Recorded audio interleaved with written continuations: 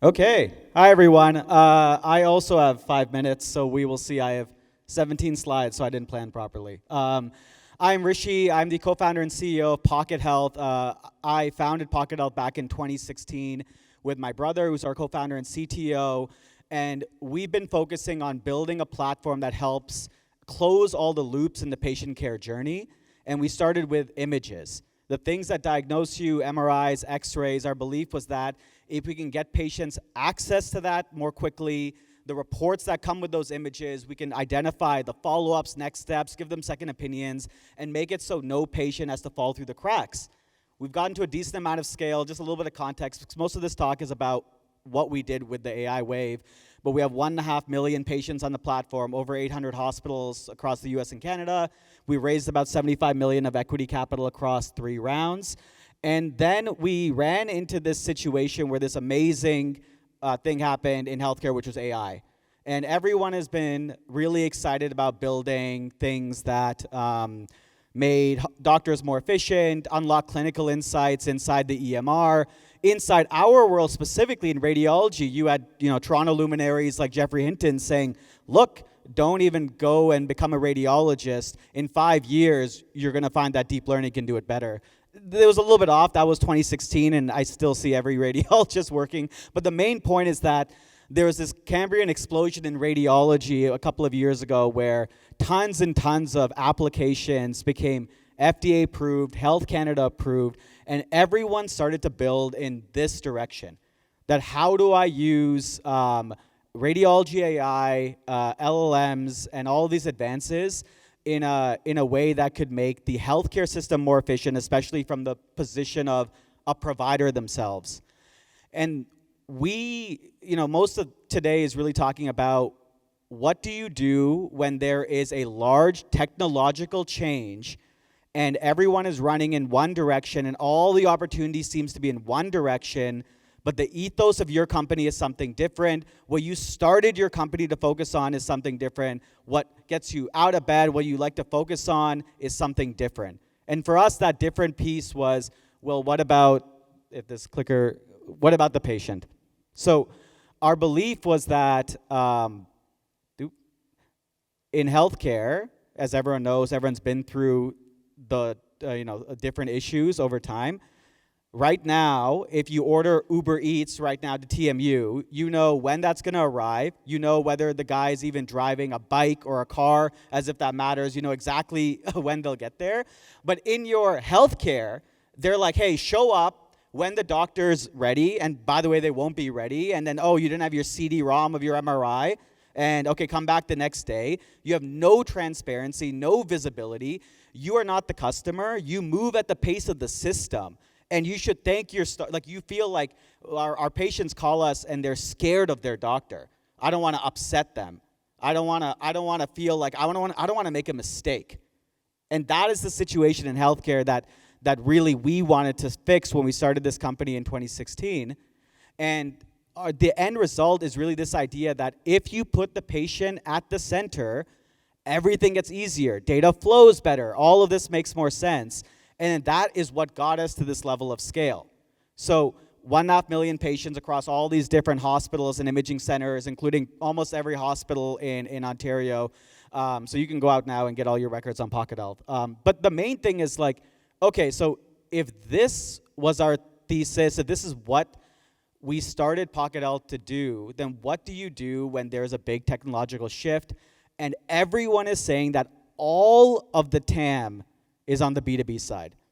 And you're building something where you feel like you're trying to make a difference for patients directly. Obviously, all healthcare software eventually has a downstream impact and makes healthcare more efficient, but that's not why people joined your company. That's not why you sold employees or sold investors or sold yourselves, most importantly. And so we took it in a different direction. We felt that all the pieces were in place. We felt that you have this kind of macro stuff going on where you have radiology AI. Radiology is the part of AI that has the #1 most regulatory approved applications by an order of magnitude. Not just within healthcare, but overall across all industries. And then you have generative AI, where you're actually able to input large amounts of textual data, and the vast majority of data in healthcare, not measured by size, but just like, let's say volume, is textual data. And we felt that if you could pair that with the right records for the patient, and then also a relationship directly with the patients themselves, you could build something really magical. That was our feeling several years ago when all of this excitement with AI started to happen. And we felt that instead of pivoting, instead of doing something different, we said, let's take a risk.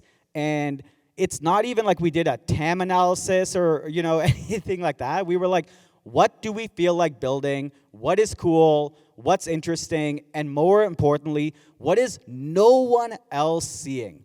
And genuinely nowhere else when we looked did patient, it's not like even people were doing this in like a tiny hackathon somewhere, things like that. We had some researchers kind of like exploring like, what if you explained using ChatGPT to patients what their reports mean, but nothing that got out of academics. And we're talking about sample sizes of like 50 patients in these studies, as if that's useful. So we started building, and we built some pretty cool stuff. We now have patients coming onto the platform, and we're helping them actually understand their records in real time. Meaning they are looking at effusion and learning that means, oh, it's an abnormal buildup of fluid in your body cavity. We're actually taking all of this free text from these 800 different hospitals that are sending 40 million images and reports to PocketHealth every single month, and we're able to detect the clinical follow-ups. What is the next step? And we're able to highlight that for the patient. That model works so well that our hospitals actually said, can you put all of those follow-ups in a list and expose it to us so we can see it? So we can actually follow up with these patients, because often you get a mammogram, you need to get a biopsy. You get a chest x-ray, you need to actually get a CT to see if what's happening with his gallbladder. This has happened to me actually 2 months ago. My gallbladder I got it taken out. It wasn't good. But so, we then started going down the path of how can we help patients actually understand their records better. So we built a visual LLM internally, applying amazing things that have been done in the academic sphere. And now we're helping patients actually understand, oh, that's my liver. That's not a picture of a liver, that's my liver. How much more likely am I now to actually understand what's happening in my body, why I need to be doing a follow-up, why I need to come back and talk to my doctor if PocketHealth's explaining to me what's actually going on in my body? How much more of an interest am I going to take? How much better adherence will I have? And that goes for not just understanding your images themselves, but we give patients questions to ask their doctor. We started this talk talking about how scared patients were about their upcoming physician appointment. Now when they come onto PocketHealth, we actually say, hey, Rishi, you should actually ask the doctor, what are these conditions? Why is it important? Why were these things ruled out? Taking the corpus of information that we have about that. Remember what we said at the beginning.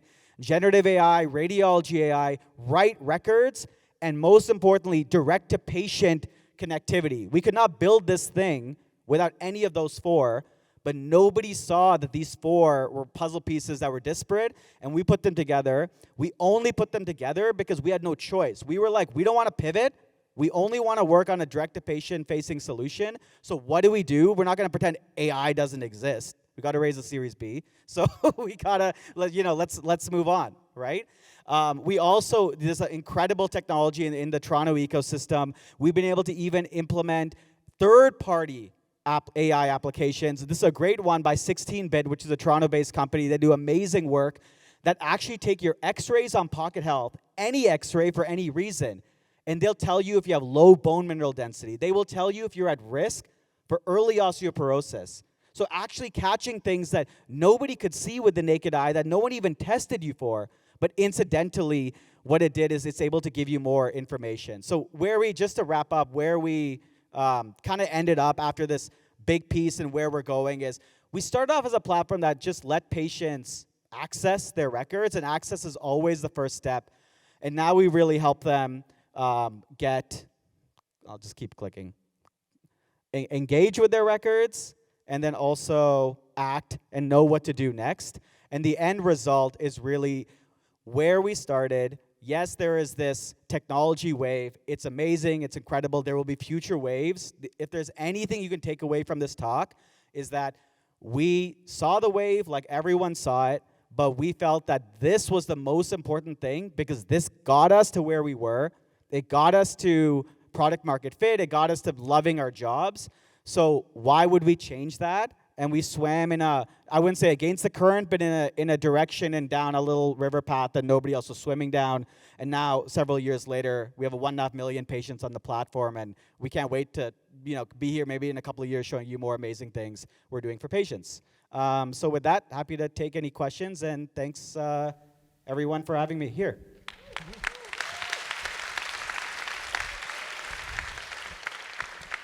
Questions? Hi, thank you for that presentation. I had a question specifically about wearables, and I'm interested to understand your perspective on how we could integrate wearable data along with AI and how that's going to impact the healthcare system as it is today. Yeah, it's tough. I mean, just frankly speaking, most physicians don't care about the data.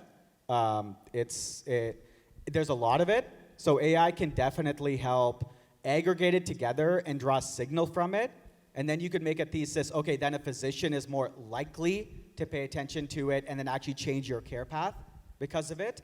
So then you have kind of two options there. One, can you actually build something that can actually get signal out of that data? The premise there is that there is signal in that data. There's often not.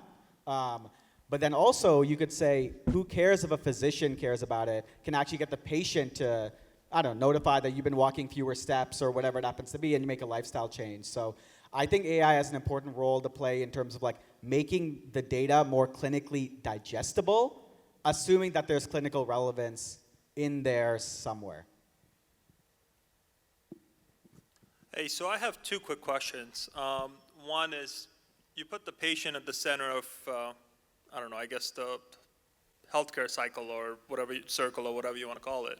Are you charging patients for this, or are you earning revenue by charging hospitals for this? Or are you charging both sides? We're charging both sides. So we have a free version of the platform where patients can access their records, share it with their doctor, and there's no cost to that, and they can download it offline, and we actually store it forever for the patient, and they never pay anything. And then if patients want to access, honestly, all the fancy stuff that I showed you, they pay a fee. And then obviously the goal is that as we make more and more fancy stuff, the old fancy stuff can go into the free plan and so on and so forth. So that's really the goal. We're moving there pretty quickly. Got it. And I have a second question, sorry.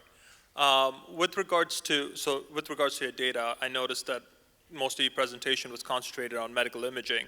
But do you also have something where you can put your blood test results? Usually that comes out as a bunch of numbers, your sodium, your sugar, what have you, as well as like say your blood pressure or any other of those gauges. Can patients or doctors manually input that in as well?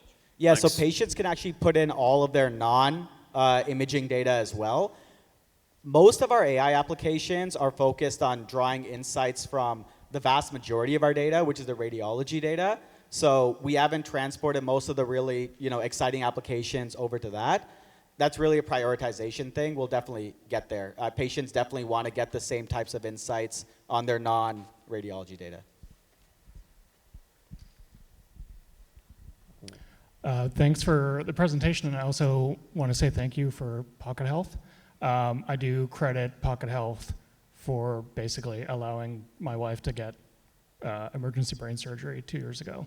It was the only way that we could collect all of the MRI scans across a whole sort of thing. So first off, thank you. My question is, how, with all of this, and a great supporter of it, how are you navigating basically the Ontario medical system's guidance against additional diagnostic imaging and diagnostics in general, and kind of moving toward a triage model when we have these kind of options? How are you navigating that? Yeah, I think the key thing is that ordering just means like literally like a requisition for a new test or a new prescription or anything like that. In a public healthcare system, every piece of ordering, every new script, every new MRI costs money. An MRI costs the public system something like $1,000. A CT with contrast something like $2,000, and so on and so forth. Frankly, we just don't have that money to spare without serious changes in how our budgets are balanced. We really focus, like our piece in that whole puzzle is helping patients understand what is necessary and what is unnecessary. Recently, we've been really focusing on the problem of patients not doing the tests that a physician has literally wrote down that they need to do. People are doing this in the pharmacy sector, like patients don't take their pills, and it's a big problem across healthcare, so we've been focusing on that. But there's definitely a big piece of, in the healthcare system, it's called choosing wisely. It is a general concept. It's typically taught to physicians. We're now thinking internally at Pocket Health, it shouldn't just be doctors who choose wisely whether they should prescribe something. It should be patients who are given all the same information as the physician in a way they can understand, so they can also choose wisely and they can be part of that decision-making process. Thank you. Can we get a round of applause?